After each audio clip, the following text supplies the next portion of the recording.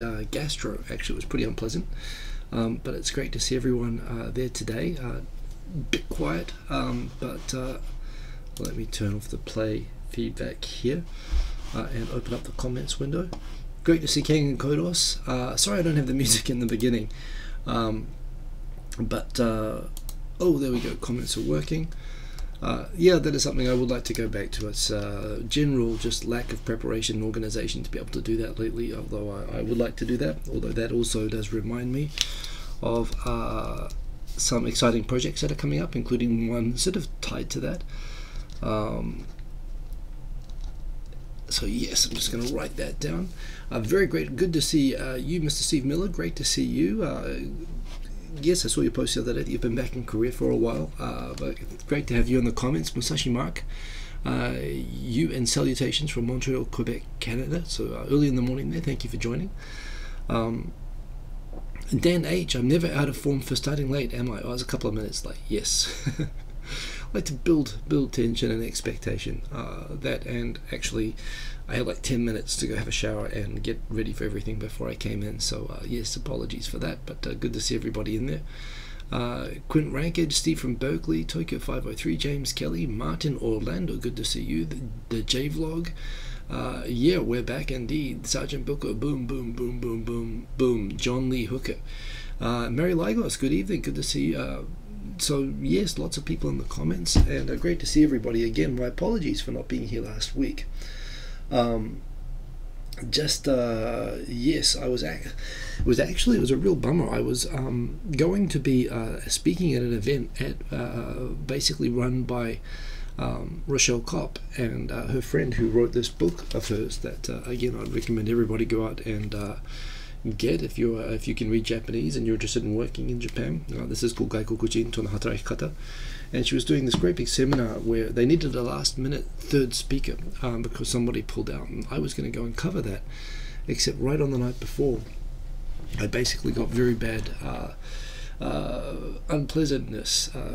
Basically I was told I got stomach flu, and yes, as a result of that I ended up staying in a hotel, isolating myself and just being extremely sick for about 4 or 5 days.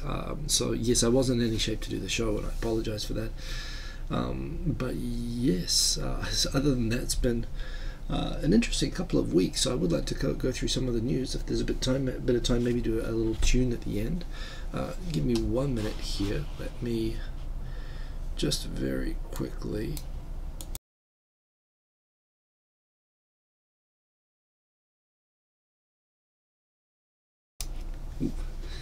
Right, so topics.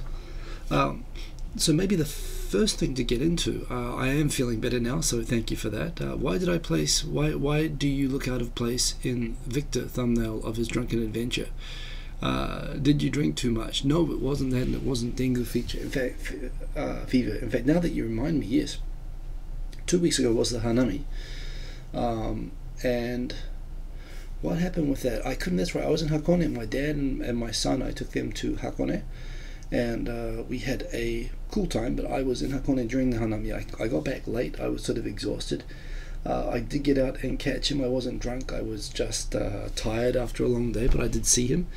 And yes, I was in Kabukicho at 10 p.m. after a party that started at 7 a.m. in a park drinking. So obviously I was a little bit behind the pace. It was an interesting night. It was always good to see Victor, although of course only hung out there for about 30-40 minutes and headed off home that night, but it was good to see him in person. But yes, I didn't get to participate. In fact, that is the very first thing that we have there. We took a bunch of really crap photos. That was the only decent one, and Victor got it, so glad to use the one that he posted. Yeah, it's nice to verify that we actually exist every now and then. Yes, indeed. That is why maybe why I looked out of place.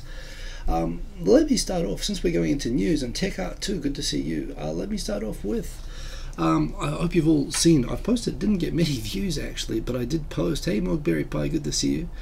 I posted 2 explainer videos that I got made using Fiverr for my GenTV. The second one in particular was mind-blowingly awesome. So I'm about to promote that I'm going to push that post on Facebook a little bit to get it some more attention, basically to draw attention to the site. I mean, I've spent a lot of time building it and investing in it and getting users onto it, but honestly I haven't really, outside of just mentioning it over and over on this show, people beyond this show really don't know about it.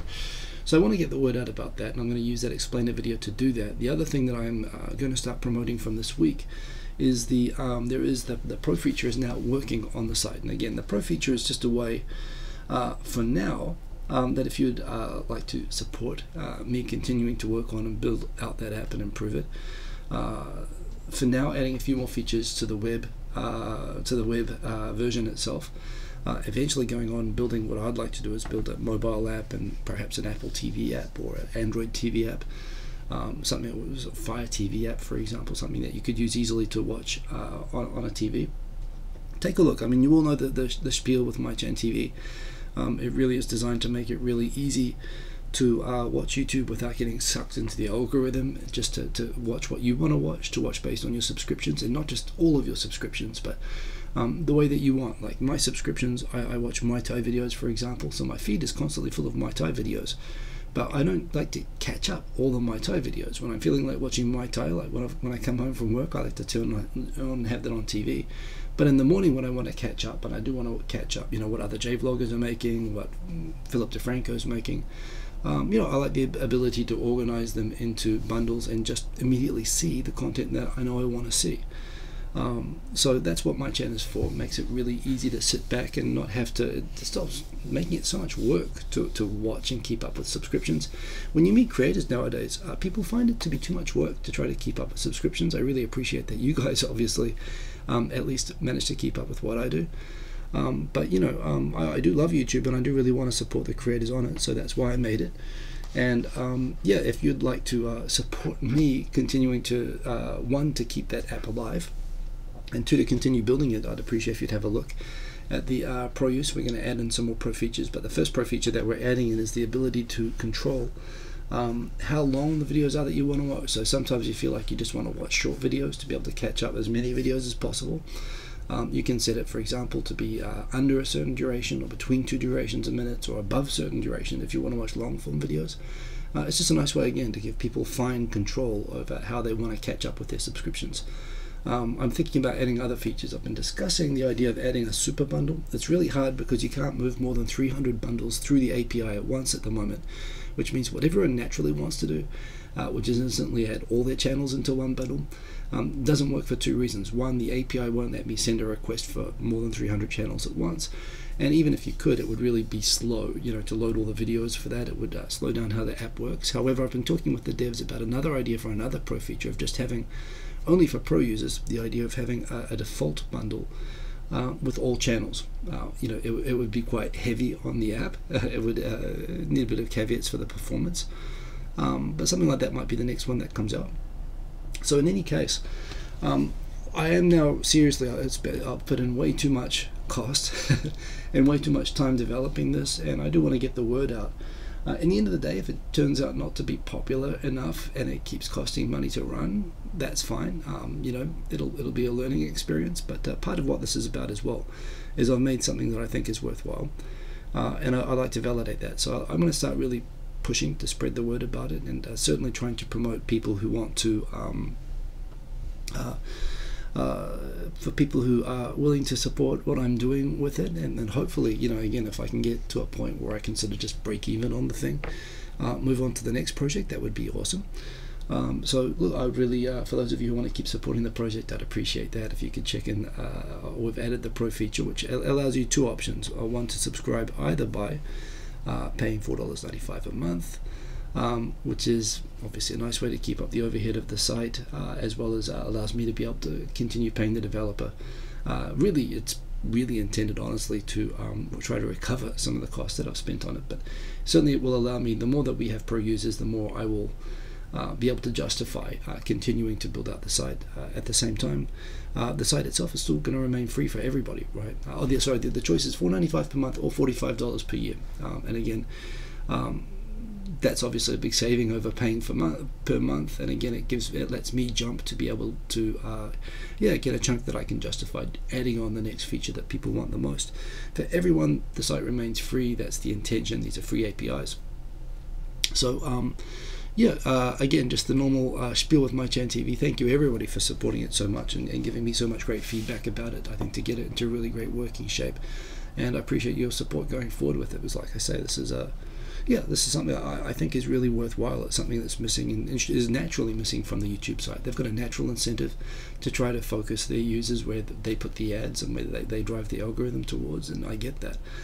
This is intended to be a niche service, but I think it's something that's really worthwhile for people that care about supporting creators. So yes, that is my GenTV.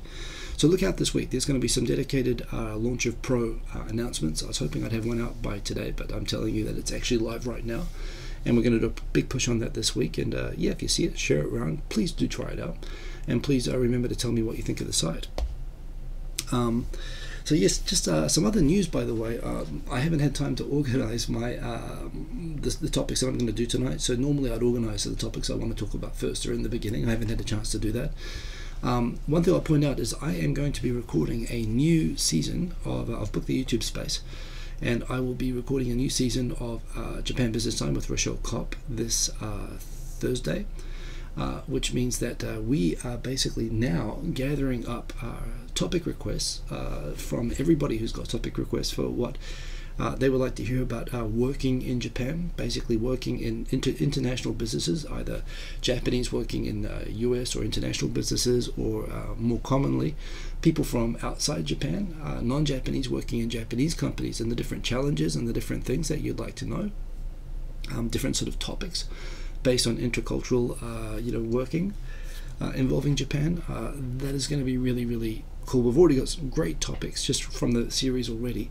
The way that Rochelle and I are going to pick out the topics that we're going to make our the way that it's going to work in terms of recording the next season is we are creating an Excel based on all the comments that with topic requests that are in the comments of the last season. So I've posted a post already with a playlist of the last season, the one in the ramen shop. So if you have a topic idea, you can tell me on Facebook or Twitter, but my fear is that if you do that, because of my Twitter and my Facebook and everything is so cluttered, we are going to troll through the comments on those videos together. We're going to put them into an Excel, and we're going to rank basically the order that we think is interesting and that we can record good content on. Generally, we'll get up to about 12 topics in the time that we can get in the space. So yes, we are going to get all the best topics. So if you have ideas for something you would like Rochelle and I to talk about on Japan Business Time, please go to any random episode. Obviously one that you like would be ideal of the last season of Japan Business Time. Drop in the topic that you would like, and that is the way to guarantee that it will be captured in our list. And there's still room at the moment that if you would like, you've got a pretty good chance of getting your topic included at the moment, if that is the way that you want to if you like to get a topic included. And from our perspective as well, we want to make sure we get everyone's great ideas, and that we pick out the very best ideas that are recommended for topics. So get in and do that. So the next Japan Business Time is coming up. Another project I will give you a heads up on. In fact, maybe I can jump into my Instagram here and show you. You might have noticed during the week I did post. Whoa, what's happened here? Let me quickly stop mirroring. Let me cut that out for a minute. Log in.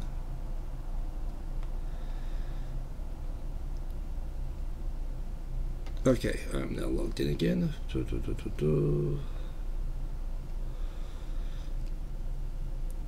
So I here. You might have seen this. This is a project that I've started working on. In fact, just give me one moment here.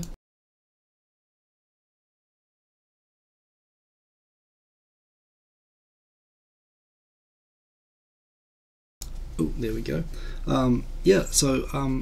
The Tokyo Digital crew, I think I mentioned the other week that we are back. We are working on a really, really cool new project called Tokyo Digital Remix. I see some of the members have come into here, so welcome, Felix787. as well as I've got Tim the Asian Ink. Thank you, my GenTV super user. Great to have you. Tai Nakamura, great to see you, another member of the Tokyo Digital crew, and everyone else who is there. If I've missed anybody, yeah. So we've been, as Tai Nakamura can attest to, we have been working quietly on kind of a test version, the episode number 1 of a new web series, and it's gone really, really well. I've got pretty much the whole thing now in the editing process, and basically we're gonna try to work this up into 5 or 6 episodes, and it is super, super awesome. And it's kind of cool because it's getting us all motivated, I think, back into making music, and not just making music again, but taking what we do a step further into what I've always wanted to do with this, which is figure out a justification, 1, to collaborate, and 2, to push ourselves to learn new things. Yeah, we've done the first one, and we were trying to figure it out as we went along, and it came out, I would say, pretty well, wouldn't you say, Tai Nakamura? It's really exciting. It's going to take probably at least another month or 2 before it's going to be ready to show you guys. But you may see us posting new music and whatnot in the background, and new tracks in the meantime, and a lot of that will be associated with this. And it's really, really cool. Tai is going to be featuring. He's going to be the star of the show. He's going to be like, if we were the A team, I suppose he would be face. He will be the probably the. But yes, we've got. It's going to have Foghart, Matagaijin, myself, and possibly we'll see if Dean is going to be able to join later on. But yeah, it's a really, really cool project, and we're super excited to be doing it. So look out for that. Yeah, that is really, really cool. What else have we got? Do I think I may be overworking myself? I seem to have a lot of things on my plate at the moment. Well, that is true. There is certainly what happened after I was sick. I got a burst of feeling better again, and the result of that was I really just spent a night, where maybe 2 nights, where I went crazy on this first cut of this project. This is also part of the reason that I am not committing to a launch time of this, although we are doing this. Just because it is I want to make sure that we get the block done. So this is something in terms of, you see, when I make music before the show, or I post music on the train, this is around that, but it's sort of trying to package it up in a way that I can present to you guys not just the output track, but also the fact that it's actually sharing with you how we do it. And we've figured out a workflow for it that minimizes the impact and the time it takes. It takes whatever time it takes us to make a track, which we normally do. We're only committing to making 4 tracks each. Yeah, in terms of, we're just going to record some explanations and some reactions. It'll be about 10 minutes worth for each video. So overall, it is, you're right. I definitely take your point, Dan H. It is probably taking a little bit on. I've got to be careful about that. But it's all, I'm being very careful to manage everything out. And yes, indeed, particularly with the My GenTV launch as well, that is the current big thing. This is going to take another couple of months before you're going to see anything. In terms of the Japan business time as well, that is another thing that, I mean, last time I recorded it, and it didn't come out very well when I recorded. I wasn't happy with the recording quality, and it took 3 years to get out, actually, but to get done. But yes, the good thing about that is that if we get the topic sorted out, it really is just a matter of Rochelle and I sitting down for 2 hours and talking for 2 hours and recording that, and me cutting it up and editing it later. Yes, thank you for the concern, and you were correct. Whoa, Hanafubuki is here. Oh my god, Hanafubuki. Yoko-san, welcome, welcome, welcome. Oh, bikuri. Oh, great to see you. I've been watching your videos on my GenTV. I've been watching them using my app because you're in my subscriptions feed. That is, wow, we have celebrity in the comments. That's really cool. So anyway, these are projects that I do. You're right, I've got a lot going on. It is indeed Yoko des. You talk about creative projects. She is just crazy with creative projects, so I'm barely keeping up. But yes, believe me, my work has actually been extremely busy as well, and I've been filling up a lot of the stuff outside of that time. But I am always very mindful whenever I take on a new project to make sure I'm doing it in a way that I'm thinking from the beginning about sustainability. I'm not doing it in a way that's going to kill me. Even planning like that, it still is dangerous. But thank you for the concern, and yes, I am also being very careful of that myself. Anyway, let's get into the other topics that I've got from the last 2 weeks. If there's time at the end, which there probably won't be, I might make a tune, but otherwise we will just rock through this. Eating and walking. We've talked about manners and so on in Japan, and things that don't fly over pretty well, and one of them is eating and walking. That is apparently now considered to be such a nuisance in Kamakura, which is a lovely tourist destination. They've got a big reclining Buddha statue there from the 14th century, I think, or 15th century. It's a beautiful city, but yes, apparently they're so fed up with foreign tourists walking around eating there and bumping into people and dropping stuff, that they've actually passed an ordinance. It's a bit like the separating garbage. Everyone kind of understands it, and they know that you shouldn't not separate your garbage, and people know that you probably shouldn't eat while walking, but you know, in Japan it's really seriously like not it's really actually bad manners, and it's something I admit I'm kind of guilty of at times myself. So this is a reminder of how bad it is that Kamakura has actually gone and bitten the bullet, and they've now started not just posting signs saying to everyone, please show good manners, but they're actually going to be able to fine people. They've passed a local ordinance that please do not walk around eating your ice creams and hot dogs and whatever. Please sit down and throw away your rubbish, and don't go around dropping everything. So yes, Japan takes this stuff seriously, and be careful. Boom, boom. Yeah, this was I think this wasn't included because I skipped a week, but this was a story about an Australian guy, Paul Hahn, I think is his name, who likes to post YouTube videos of vandalizing trains. Now, I understand probably to a lot of these two graffiti artists, they consider that this is like them doing art or something like that, so perhaps he doesn't consider himself a vandal. But at the same time, look, on the one hand, this is my train that I commute on. Two, I mean, like, seriously, that's not art, that's vandalism. And again, what in the hell do you think you're doing? It's one thing to do this at all, anywhere, let alone flying on a plane, going to a country which doesn't have a problem with this, and going and vandalizing trains in another country. So he did this. He actually did 4 or 5 trips to Japan and posted YouTube videos of him and his friends vandalizing trains. The police managed to ID the guy from his videos, and when he tried to make another trip to Japan, and when he entered Japan with a bag full of markers and spray cans and whatnot. And they picked him up at Narita Airport, and the police are going to charge him with coming here in order to vandalize trains again, as well as for the other trains that he vandalized previously. I mean, seriously, this, you know, his mum must be proud. Please don't do this. Please don't do this. I mean, it's embarrassing, and just being a dickhead, basically, right? I mean, you know, and it doesn't even look good. That's the other thing, right?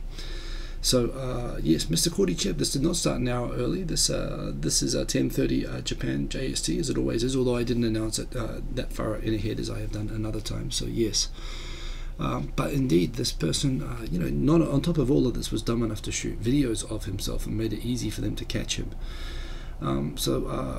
Yeah, this is him, Paul Hahn. Apparently, he was denying knowledge of anything to do with it. But he videoed himself like doing this, and he was captured at the airport basically with a bag full of spray. He was captured with spray cans, paint markers, bolt cutters, a head torch, binoculars, and a half dozen GoPro cameras. So, you know, he probably wasn't going to go to Kamakura and walk around eating a hot dog. Maybe he was going to do that too. Maybe they could add that to the list of charges. I don't know. But Paul Hahn, you're a bloody idiot, and please, Australia, take away this Muppet's passport. Seriously. Doesn't do Australia any good letting people like this travel. I've mentioned about my GenTV in the start of this, so big things coming up. Look out for the explainer video, which I did post last week. I'm going to post that again, and I'm going to try to do a bit of a push of that on Facebook this week, but also look out for the announcement, a formal announcement that I'm setting up subscriptions. Okay, Ghosn. We're up to Ghosn. Now look at that. Isn't that a lovely boat? In fact, actually, my dad, who is moving back to New Zealand next year, and he mentioned he's going to get a little 4-meter fishing boat, like we used to have, just an outboard and a little cabin so that you can overnight in the thing. You know, when I was a kid, I used to go out fishing every weekend in a little aluminium, 4-meter runabout boat from Auckland. You can catch snapper in Auckland Harbour. My dad's moving back to New Zealand at the end of this year, sort of midway next year. He'll be living in Kerikeri in the far north of New Zealand. I'm looking forward to having a connection to New Zealand again, an excuse to go back. and I was promoting this a little bit to my son, and I was saying, one, it's good to get you a connection with New Zealand because you got a New Zealand passport, lad, and I know that you are pretty much think of yourself only as Japanese, so which he is Japanese in fairness, but it's good to establish a little bit more connection with the New Zealand side. So I was trying to sell New Zealand to him a bit, and I said, Granddad was talking about getting a boat. Wouldn't that be cool? And he goes, really? Like the Shacho? And what is the Shacho? That is the Shacho. That's a very nice boat. That is a $13 million super yacht. Interesting how it was paid for. It was basically, it turns out through all of these Ghosn investigations. Now, let's be clear, with the whole Ghosn drama, the process being deeply, deeply flawed. This is true of the Ghosn case, and there's all of this intrigue that it was a palace coup with a Nissan, but at the same time, it was. This is true in every single case in Japan. Every single, not just Ghosn, but every single Japanese person. I know of a case I think I've mentioned before of a rugby player who was wrongly arrested. He was involved, but he was kind of involved trying to break up the situation. He wasn't like an instigator of a situation. Perk, by the way, still better than the graffiti teens made in your neighborhood. Well, Perk, that must suck to be in your neighborhood if the graffiti's worse than that. Coming back, there are problems. There are the whole hostage justice system, the whole fact that it's like if you hear a democracy has an election where people voted 99% for the leader, you know that something's just broken with the democracy. Well, Japan is a justice system where prosecutors get guilty judge decisions 99% of the time, which shows something's very wrong with the justice system here. You certainly never want to be on the wrong end of it, innocent, especially if you're innocent. And I know people who have been innocent and have been in exactly the situation, detained for more than 12 months. They were actually effectively in prison before they were found innocent at trial. So the presumption of innocence wasn't there, and the result was they ended up, even while innocent, needing to go a year in jail just up until the trial, which said that they were innocent and being let out. So all the criticisms of the general process-based criticisms of what's happening to Ghosn are true, although they're not unique. That's the first thing, and that's kind of important. But yes, in terms of the case against them, which frankly, even the charges they had seem really tenuous, and hey, 49 Star, great to see you. They seem tenuous and, like really grasping at straws, and, like they really had nothing meaningful on him. Perhaps through good fortune, really not so much through the detaining Ghosn or through the Japanese investigation. It turns out that investigators in France uncovered some more apparently corrupt things happening at Nissan. What was happening was the company that handles Nissan sales in Oman apparently was funneling money from Nissan into basically making payments to multiple paper companies that were held directly or indirectly by Carlos Ghosn, including a number of those companies which were listed in his wife's name. His wife apparently has a particular company registered in Lebanon called Beauty Yacht, which she is apparently just the figurehead CEO of, or that's the argument. This is what the information that's being put out by the French and Japanese authorities. And apparently this money that was being siphoned was being paid by Nissan to Oman, and was being then paid from this Omani company to these paper companies in Ghosn's wife's name, including Beauty Yacht.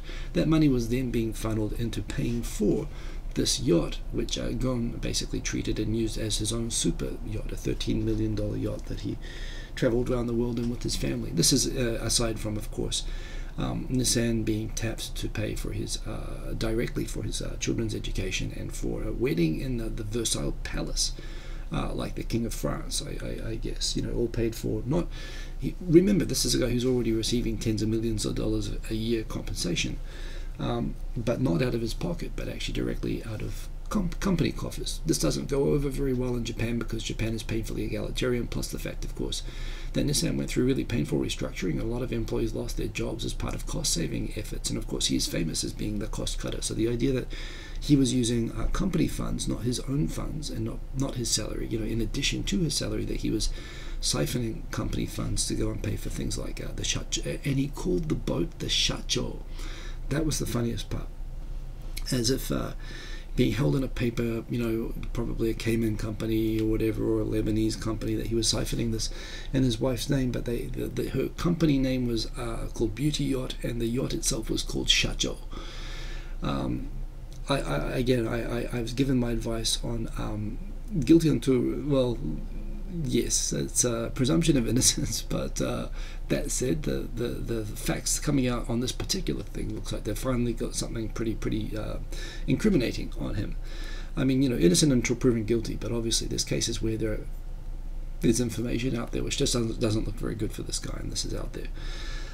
That said, look, I would say that he just maybe a pro tip, if you're going to steal money from your company and buy a mega yacht, maybe rather than calling it the Shacho, or having your wife set up a fake company in your name to buy you a yacht and calling the company Beauty Yacht, I'd suggest using a name like, more discreet. Do some research. Los Pollos Hermanos, I think, was a really good one.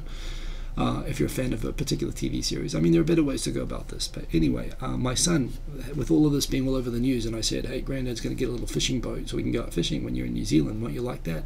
He's like, oh, are you getting you mean like the Shacho?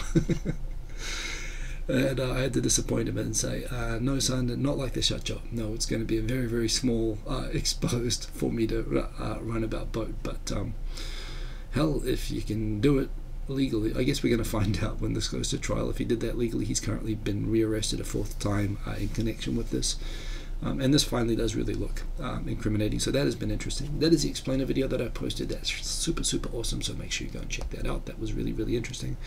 And by the way, I do see new people popping up in the comments, so let me see if I can caption. 49 Star, by the way, is also an awesome music creator.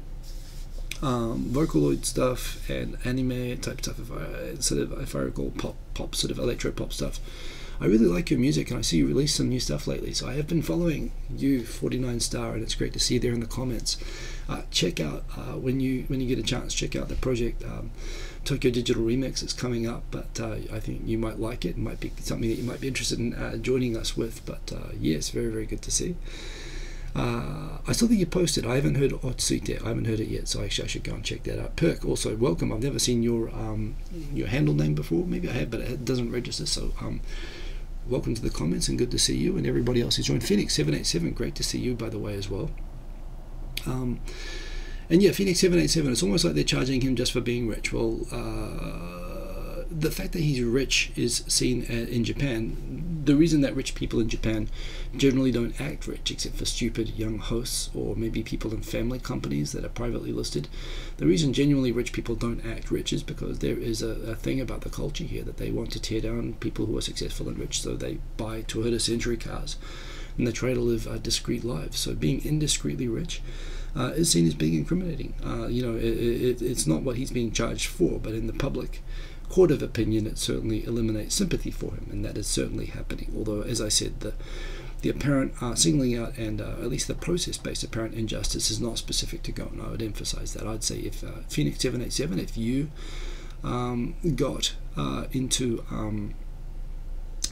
if you got into trouble with the police, you would probably go through exactly the same thing that Ghosn's going through, which at least there's some equality to that, but it's just because you are not rich and famous that it will not make the news in the same way that it is with Ghosn. It's good that it's making the news because it highlights a legitimate problem in Japan's justice system.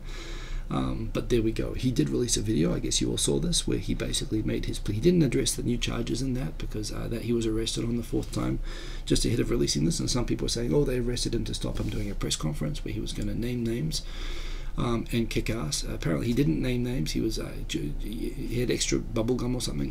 So he continued chewing the bubble gums. He actually bleeped out the names on the video. But yes, this was he basically said in his video that he felt this was a conspiracy from Nissan.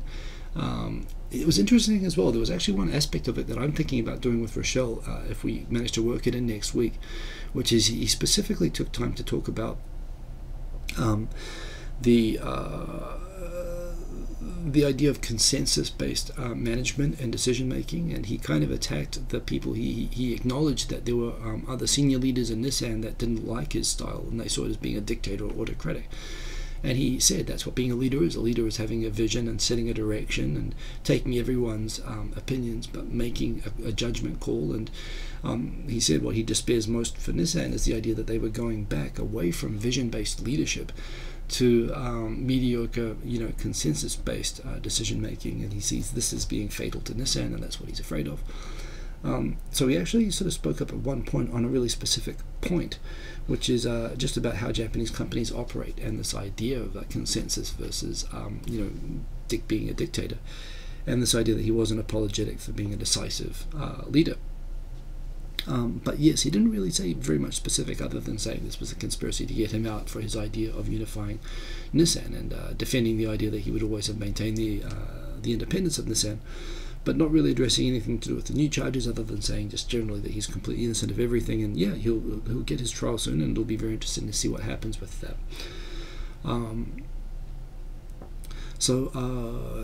Phoenix 787, again, Son and Mikitani are famous for being strong leaders, but at the same time don't presume to know too much about how those companies internally operate without that. Ghosn is certainly, by Japanese standards, he was willing to ruffle feathers, including with suppliers, including with companies, of course, and this is how he credits himself with saving Nissan. But Son and Mikitani, Son in particular, is known for being very forceful within, and by many as a bully.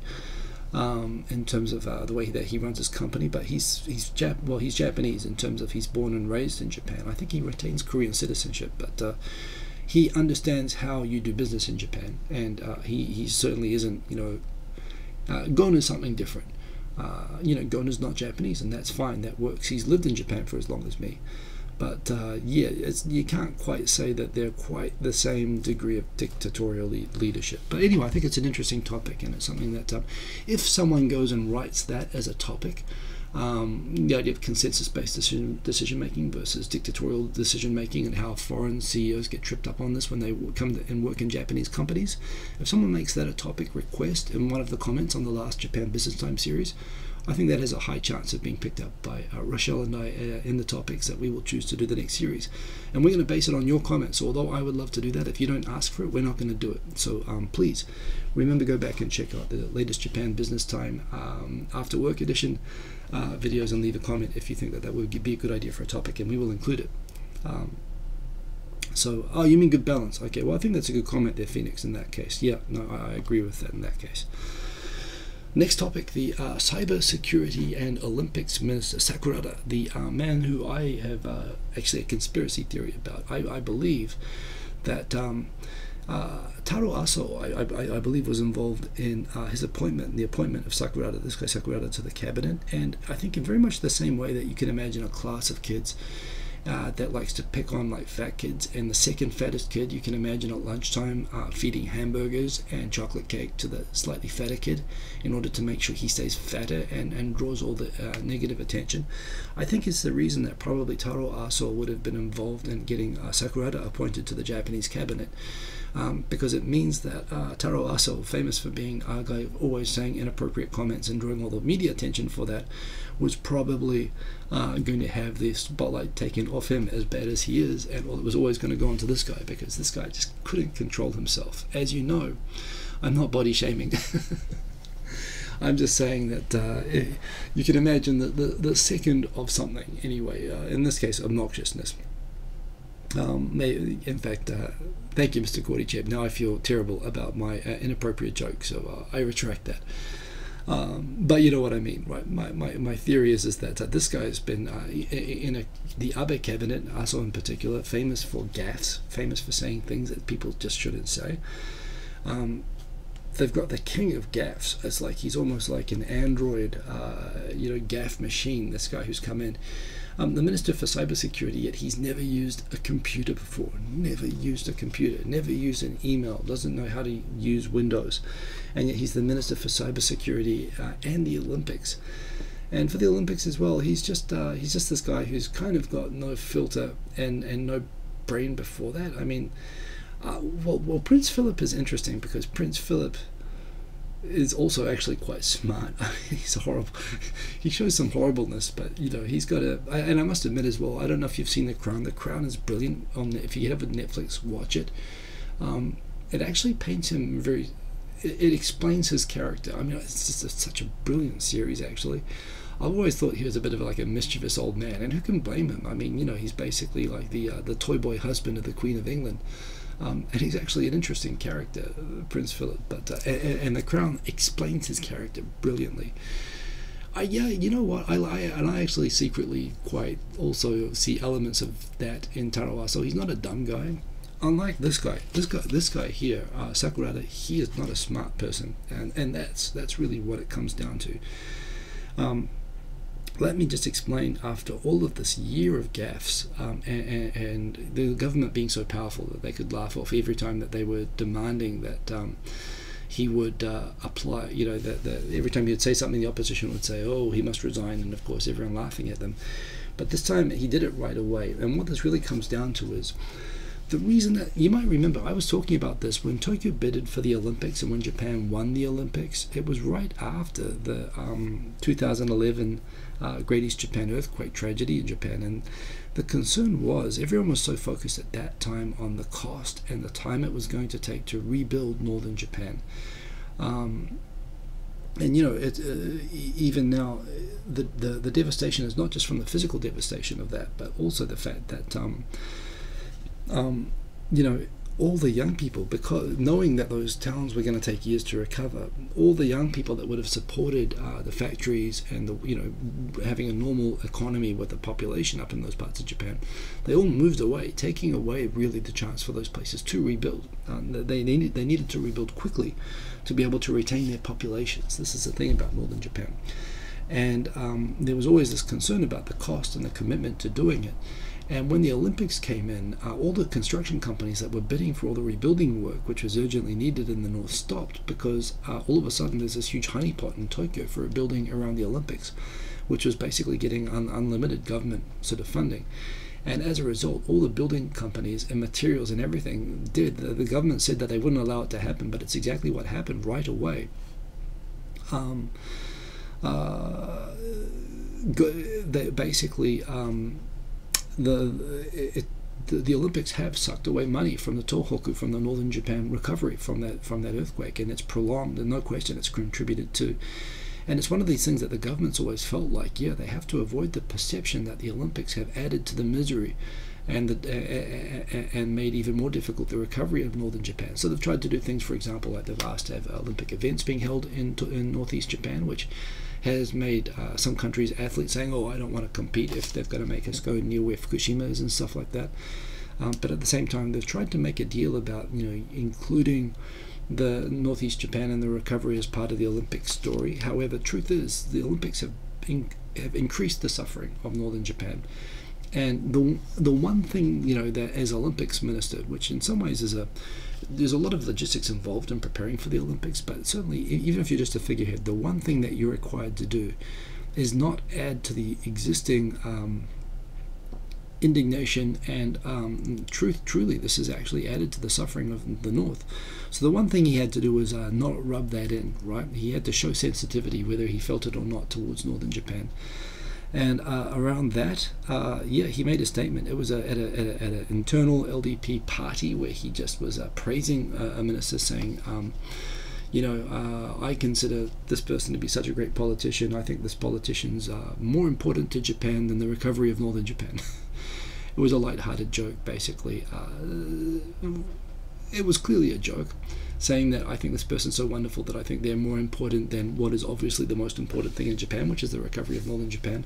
But for the Olympics minister to, in a way, be mocking the importance of the recovery of northern Japan is basically just about the worst imaginable thing. I mean, for someone who in every situation, the Minister of Cybersecurity who boasted in Parliament that he's never used a computer, you imagine consistently being able to somehow express the thing that is the very worst thing that you could possibly say for the job that you were doing. He really jumped the shark with this particular one, mocking, essentially using the people of northern Japan on a joke, even though you could say the joke itself you could say it clearly wasn't intended to be mean or anything like that, but again, it was meant to be kind of a mischievous, kind of a dinner toast remark. But clearly, even the people present went straight to the press and said, this guy's got to go, and he resigned the next night. So after a year of entertaining gaffes, poor old Taro Aso must be sitting there going, damn, now they're going to be looking at me again, which we probably will be. But yes, thank you for all the memories and news stories, Sakurada, and don't let the door hit you on the way out. So yes, indeed.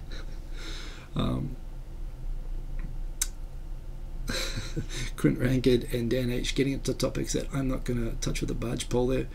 I am Republican in the sense, definitely not the American sense, but Republican in the sense that as a member of the Commonwealth, they seem like lovely people, the Royals, but at the same time, I don't think it's a great system of government. So from that perspective, yes, I do support the idea of New Zealand having a head of state that actually is from the country and lives in the country, and for Britain, well, it's up to Britain what they want. But for all of that, again, I actually enjoyed the series The Crown so much. I think it's done them a real service, actually. It's actually made me think, well, maybe not so bad isn't quite the right thing. I'm not sure it's actually a good argument for having the royal family as a constitutional system, but certainly it makes me sympathetic more to the people, and I'm very much looking forward to the next series. This was really interesting. In terms of you often hear this idea that Japan is xenophobic and Japan doesn't want immigrants. Oh, that reminds me of another topic that I've got coming up in here very soon. And yet, the Pew Research Center has gone through the annual rankings of residents countries that think that they should have fewer or no immigrants. And top of the list, Greece, 82%. Israel, interestingly enough, country built constitutionally from 1948 upon the idea of immigrants, but 73%. I guess it's a small country. Going down the list, Australia, 38%. Clearly, Australia has become very anti-immigrant in recent years. Yeah, United States, in spite of all of the hysteria you see with Trump and the wall and whatnot, 29%. 27% Canada, not that different to the US, actually. Japan, 13%. Probably a reflection of the fact that people in Japan acknowledge, one, immigration isn't deeply debated. Two, immigration levels in Japan are so low that although there is fear in some quarters of problems that have occurred in other countries occurring in Japan, people always say Germany, Sweden, which Japan is a long, long way from being close to those, being in that sort of a situation. But yeah, people generally are. Well, again, despite the perception and some people believing that Japan is a country that is locked, closed to immigrants. I mean, I'm right here talking to you. I'm an immigrant, and I can tell you I do not encounter hostility here. In fact, quite the opposite. And as you can see here, while those people exist in the population, as they exist in every country, people that don't want immigrants, you're gonna basically less than half, basically a third the rate of Australia and less than half the rate of even Canada. Is Japan. So Japan, this idea that Japan's xenophobic or doesn't want immigrants, those are very interesting to statistics. Another fun fact, Greece there at the top of the list has actually held the #1 spot on the survey for the last 5,000 years. That is that is pretty, I mean, that you can tell they're the country, xenophobia was a Greek word. You can see that they invented it. Dan H, thank you for the super chat. Interestingly, you'd point out that house prices aren't as much of a problem in Japan compared to the other countries. Certainly that is true. In fact, yes, deflation, if anything. And I know that, yes, look, in Britain during the 80s, when there's high unemployment, immigrants get blamed. When there's house prices out of control, immigrants get blamed. And to some extent, these things there are linkages to be made. So certainly you're right, there are not many tangible evident things that people can say. People can't really blame deflation on immigrants, certainly, and people are aware of the worker shortage, and this is big news, so people are probably more open-minded to this than in other than in other countries, because it's an acknowledged problem. But yes, I think that's probably a valid, and again, the housing booms in New Zealand and Australia that have been attributed to Asian, particularly Chinese immigration. That happened after I left. I've viewed those from afar. Certainly housing prices are insane in New Zealand. I do not like the blaming of immigrants, and I don't think that inherently house prices going up is, in the end of the day, this is local people making money off selling to immigrants who are coming and boosting the market. But certainly for people in the market having trouble renting and so on, it creates resentment, which can then be expressed as xenophobia, and certainly that is happening. So yes, I think you're right, Dan H, to point out that the things that often trigger xenophobic sentiment, particularly I would say, are not just sort of economic. Although, yeah, resentment at wealthy Asians coming into New Zealand was definitely a thing before it even triggered the housing bubble, but unemployment is another thing like that which can be kind of dangerous, and those conditions just aren't the case in Japan. So I'd say those also contribute to Japan having a number that is just laughably lower. I mean, you know, again, and Australia, the height of Australia's number as well is also kind of shocking to me. I mean, much higher than America, for example. So yeah, really interesting numbers. That is, oh man, Carol Ghosn. There was another aspect of Carol Ghosn. So when this thing about the boat came out, which let's be clear, innocent until proven guilty, but in terms of the information that's out there about this, Quint Rankett, by the way, has come back. Doesn't that matter depend on who the immigrants are? Well, that question doesn't come up in that survey, but bear in mind, in Japan, when you're talking immigration, you're not talking people like me. I'm one, I mean, Caucasian people or native, you know, and they are different, by the way. Caucasian people are a very small amount, but you know, within being a small subset of the native English-speaking population, which itself is like less than 1% of immigrants. So of the 2 million immigrants in Japan, you're talking overwhelmingly Chinese, Vietnamese, Korean, Filipino, Iranian, Brazilian.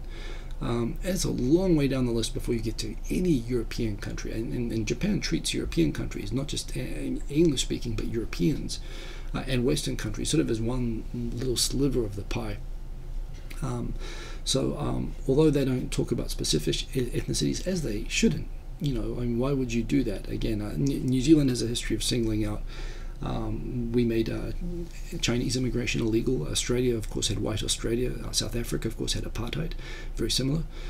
So although, you know, America, of course, has slavery and laws specifically aimed at different races, Japan doesn't have a history like that, so it's natural that they wouldn't have differentiation on the basis of you know, where people are from. Bear in mind as well, in Japan, the fear has always been China. Well, maybe in North Korea, but these are the countries that provide the most immigrants and have difficult political relationships. And there is a fear in the far right, which is, again, a very, very small sliver of the population. It's not aimed at all foreigners. It's aimed at fear that PRC could create little villages within Japan, political units that are under the influence of the Chinese government. That's the fear. And it's you know, Japan is physically close to a country more than 10 times bigger than it and hostile. So that is what that comes from, and it's a very different concern, frankly, to the racist-based laws that we had in Canada, New Zealand, Australia, South Africa. You know, that have traditionally dealt with these things differently. So it's always there, but yes. Generally speaking, yeah, and the general fear of Muslims that's happening in a lot of Western countries, Japan's been proactively building mosques and building infrastructure to attract Indonesian nurses and caregivers, and remember, Philippines is also a high number of Muslim people. These things that go out, these tropes that go out saying that Japan forbids Islam is absolutely incorrect. Japan. You should read and look up the relationship between Indonesia. What is it? Is it the second or third biggest Muslim country in the world? And Japan, they have a very special relationship. And you know, the religion doesn't really come into it, but certainly the idea that Japan is closed to it is absolutely wrong. Also, you should look at Japan's relationship with Iran, which is really close and a very special relationship, and the Middle East in general. I mean, Japan is a very different oil and foreign policy towards Middle Eastern countries than the US has, for example, and much friendlier. Yeah, no, Japan is actually definitely not being ethnicity specific, but to the extent that there is concern about political influence by China. That is it.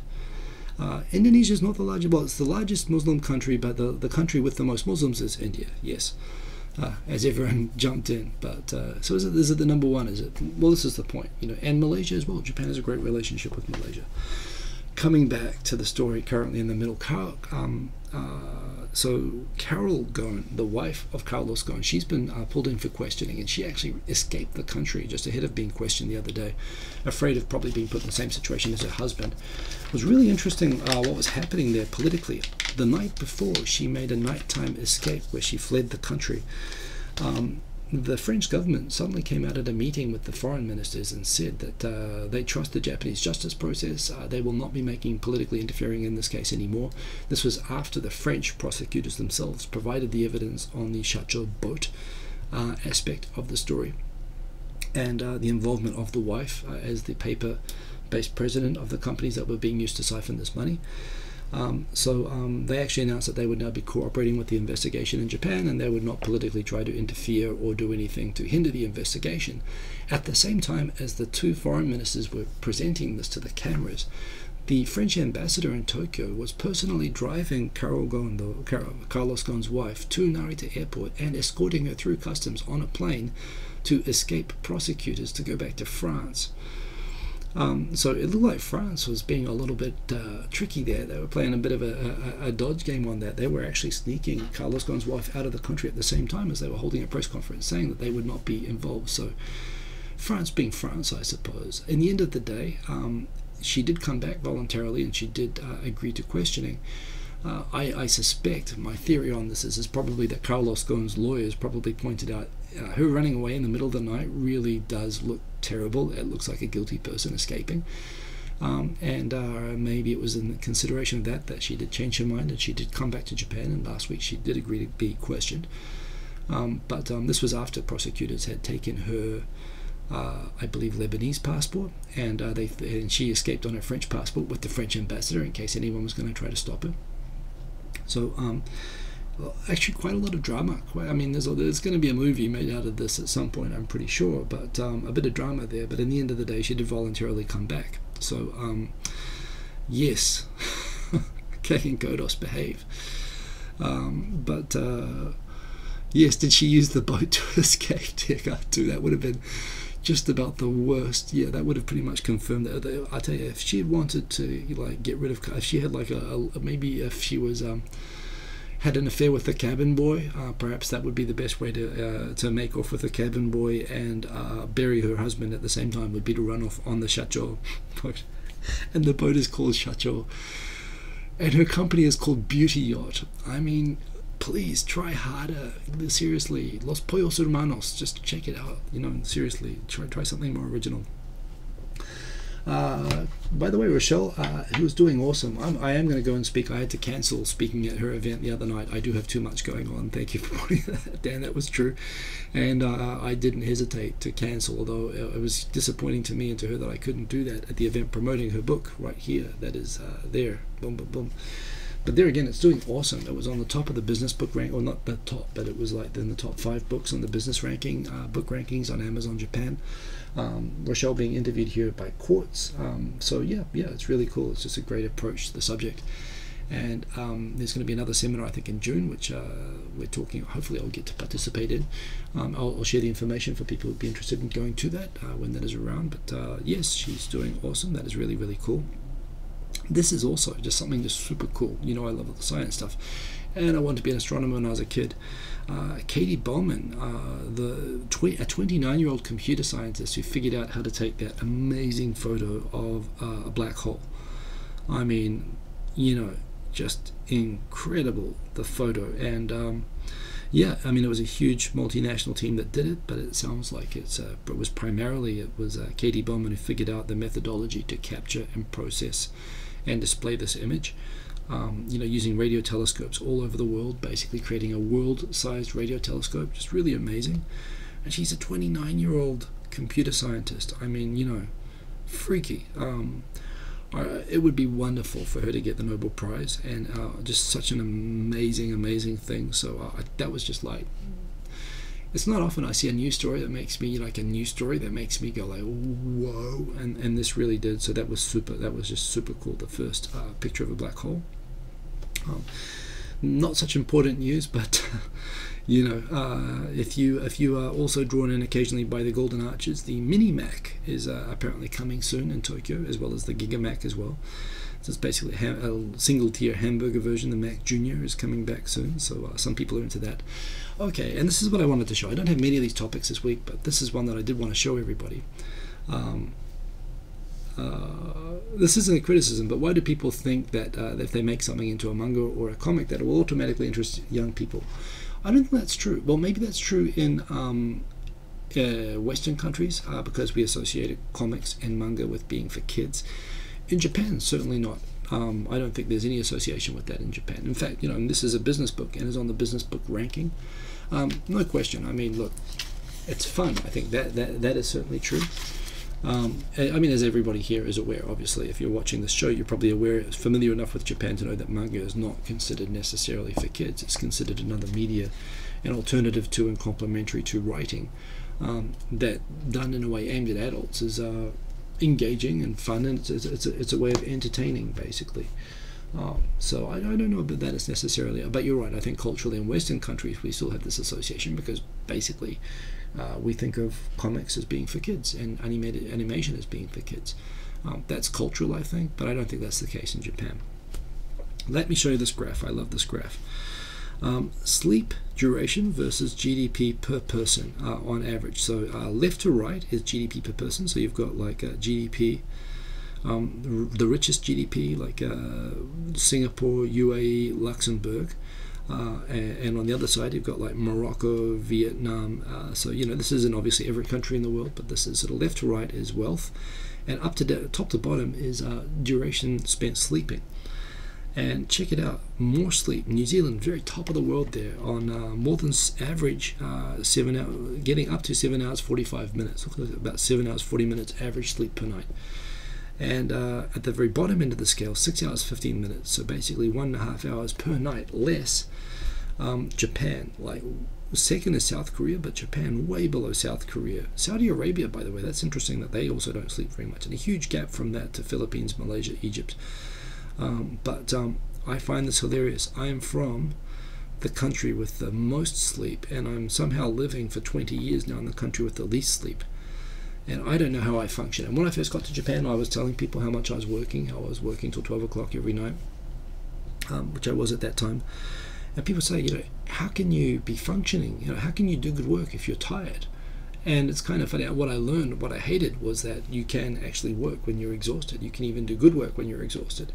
You can't use the excuse that you won't be able to sleep. But that's what culturally in New Zealand everyone says, like as a matter of just absolute unquestioned truth, that it's more valid.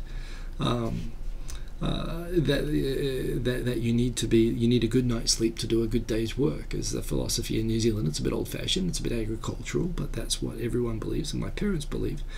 But yes, in Japan, it kind of proves that that's not necessarily the case. There again, Japan is also the country that invented meth.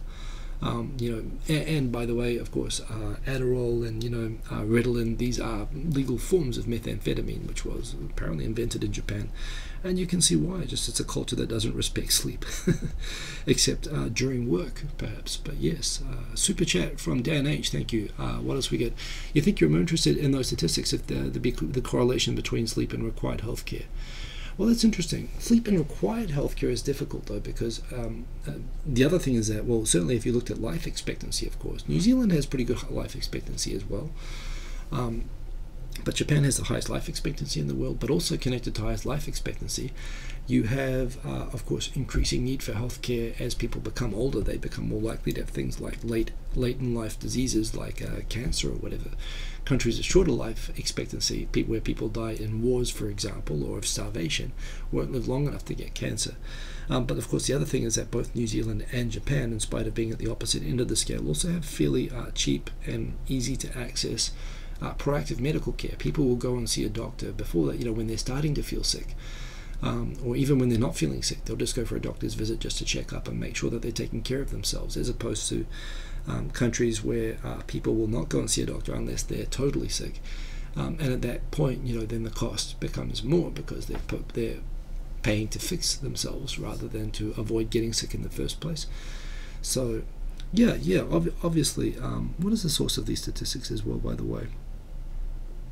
Does it say on here? It doesn't say on the scene. It looks like an economist chart. But yeah, I think while I could see that being an interesting type of a chart, required healthcare and so on, I would say, I mean, having lived in both countries, I mean, we know Japanese live the longest in the world in spite of sleeping the least.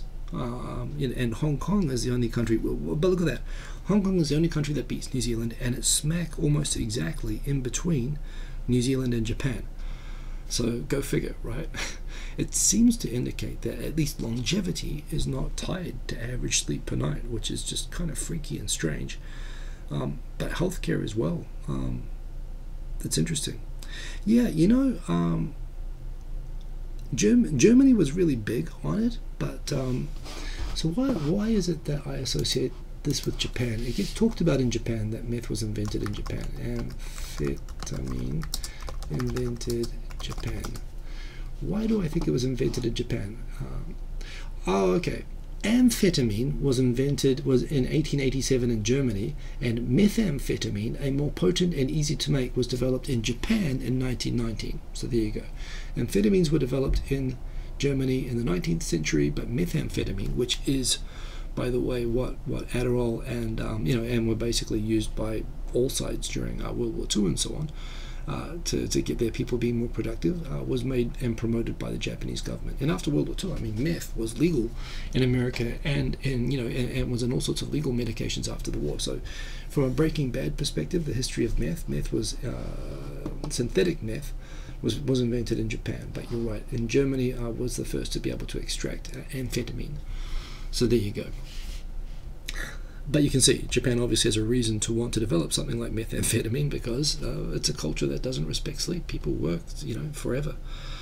So yeah, it's fun. So we talk about people working to death, but provided that you do not work to death, Japan has the longest life expectancy. So it doesn't really make sense, does it? Super interesting. I don't know why. Yeah, I'm going to call that a YouTuber. I don't do this very often. On my GenTV, where I keep up with my subscriptions now, I've been watching this guy, Find Your Love in Japan. And he comes across as a really nice, earnest, and even what I like about him is that there are very few Japanese YouTubers who vlog in English and they express strong opinions and they argue them well. And for that, whether I agree with him or not, I'm willing to put up with. I think it's good to have YouTubers like him, especially that are willing to engage with international audiences. However, I've noticed over and over again that this guy, when he expresses views, these views are views that I know from the Japanese people that I interact with are really extreme. I mean, this is basically like somebody from the bloody National Front. And it's kind of funny, this particular video, which he calls "No, Japan does not want more foreign workers, immigrants," i.e. he's saying that Japan's like Greece or whatever. He actually shows all the polls in the beginning saying that all these polls say that Japanese are okay with more immigrants. But I disagree. I think that we shouldn't have more immigrants, and I'm going to explain why. But he calls the video saying that no, Japan doesn't want more immigrants, and that's not true. This is his own opinion. He repeatedly makes comments as well, talking about how women shouldn't wear immodest clothing, and I mean, geez, he sounds like the bloody Saudi government at times. And yeah, he kind of went off the deep end with this one as well. He always comes across as this perky, internationally minded person, but he's kind of like, if you want to respect our culture, I will welcome you, but we don't want any foreigners. There were so many things to pick out. He comes across, I would say he comes across as racist, yes. So he expresses views that maybe he doesn't realize, and they're good for attracting views. And hell, I watched the video because I was watching it, I was just like, where do you even start criticizing this? So I gotta say, very disappointed actually. I don't think he thinks through. His own opinions just don't make. And the thing is, you can argue rationally, you can argue against immigration in all sorts of rational ways, but the ways that he argues are not logical, and that's my problem. I don't have time to go into the. If you watch the video, you'll see for yourself that it's self-contradictory. It just doesn't make sense, and it's sort of disappointing. But yes, so I don't know. I'm tempted to unsubscribe him actually. But yes, he's kind of just making stuff that's rubbish. As I mentioned with the Japan Business Time, I've linked a playlist here of all the videos from the last Japan Business Time. If you have topics for the next season, please go and drop your ideas into the comments on one of these 9 videos, and Rochelle and I will gather them up, list them up on an Excel sheet and rank them, and depending on the time that we have to record this coming Thursday, we will record the next season of Japan Business Time, and your topic might get in there.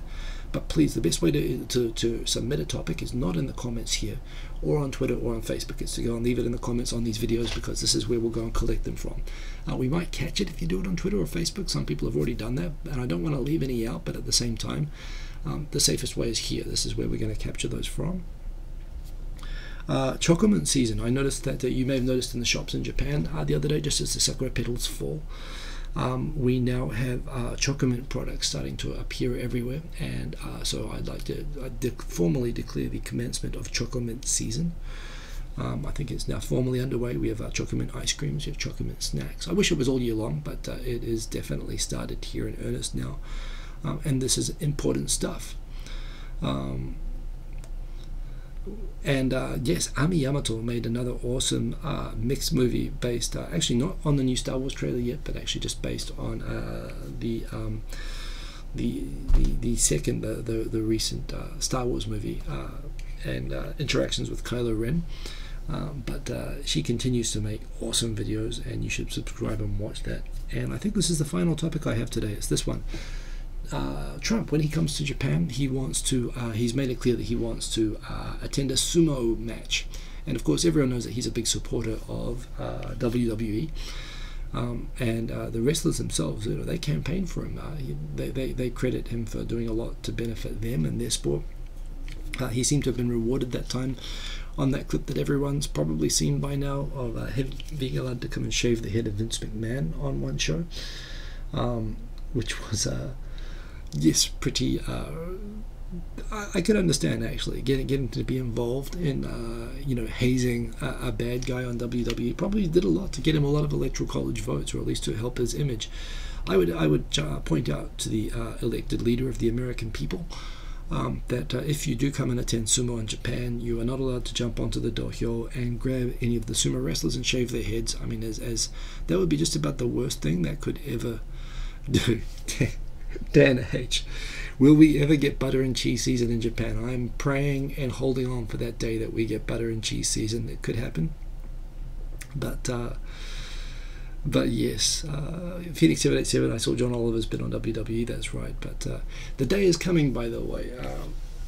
I don't know, we do keep trying. We do have the free trade agreement with Europe, which should get more butter and cheese coming in. Of course, the cows in Japan, the elderly farmers are not strong enough to milk them anymore, and they're dying out. The cows themselves just aren't giving it up. So yeah, I believe we're hitting critical butter mass where everything's just going to collapse, and we're going to have imports, and we're going to be raining butter soon. Butter, I think Butter Judgment Day, that Butter Revelation Day, that's going to happen soon.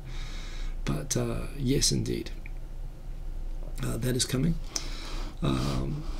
Jason Taisu has a comment there that I will enable. You guarantee that Trump will exceed my expectations of offensive, dumb stuff. Yes, I'm sure that he will. He never fails to disappoint.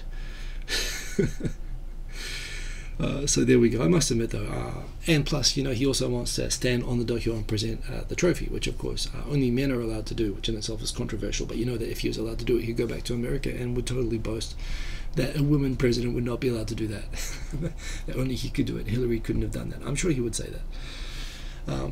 But at the same time, it got posted on the Japanese comment forums. Like, yeah, actually, that'd be kind of cool. I'd actually quite like to see that. And I morbidly confess that actually, yeah, it would be pretty cool to see, even though it'd be kind of horrible. And seriously, what are you guys doing? But yes, with that final thought of raining butter, you know, instead of purple rain, butter rain, peak butter, critical butter, butter inception. It's coming. The day is coming. Cheese and butter season is inevitable. It cannot be held off for any longer. That is the end of this week's show. So look out, as you hear, I've still got stuff going on, particularly with the GenTV stuff. Look out for, I'm going to be doing a bit of a push and promotion of the site. I'd love everyone watching this to help me with retweets and spreading the word about it, and please use it and please give me feedback about it. And if you want to support the site, I would really appreciate I'm starting with a pretty cool feature to allow you to filter your subscriptions feed by the length of the video. So you can catch up with long videos if you want to catch up watching long videos, or you can just catch up watching all the shorter videos to make it easier to catch up with your subscriptions. Of course, you can always choose which subscriptions you want to catch up with. You're not subject to the YouTube algorithm. And that is the idea of my GenTV, and I really appreciate everyone here for supporting it. And if you want to help me keep the site running, and I'd really appreciate if you consider using a pro account, basically paying a small subscription, $4.95 a month or $45 per year, which will help me to keep the lights on the site and develop new additional features, including ultimately mobile app and TV app. I'd love to do that. So that is the show for this week. I'm sorry I was sick last week. Well, I'm sorry. Believe me, no one was more sorry than me for being sick. That was pretty miserable. I wouldn't want to do that again. But I'm back, and we are cool. Check out Tokyo Digital Crew. We're going to be launching more tracks and doing some awesome stuff. I'll be recording a new Japan Business Time. These things will take a while to come out, but they are all in process, and they are endless coolness. Japan remains cool, and if you want to keep up with it, come back here every Sunday night. Japan, 10:30 p.m. JST. I'll see you guys next week. Have a very good week, and keep cool till after school. Kaikite ano. Peace. Boom. But a nice way to end the stream there, by the way. Yes, butter season. Butter rain, butter